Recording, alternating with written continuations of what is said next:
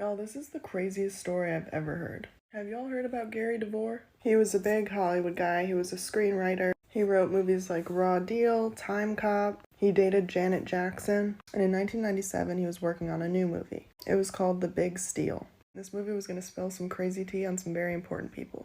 See, Gary had been working with the CIA.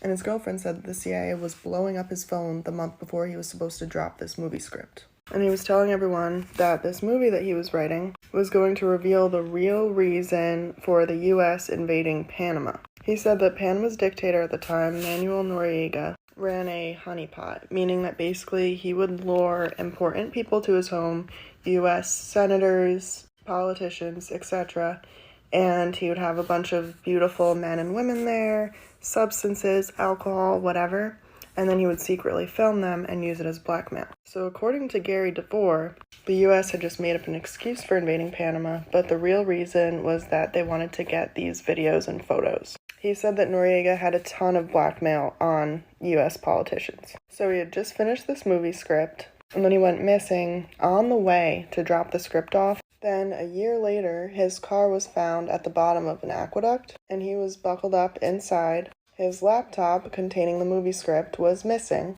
and his hands were also missing. But you want to know the craziest part? In the trunk of his car were someone else's hands, and the coroner revealed that these hands were over 200 years old. What? And no one knows who these 200-year-old hands belong to.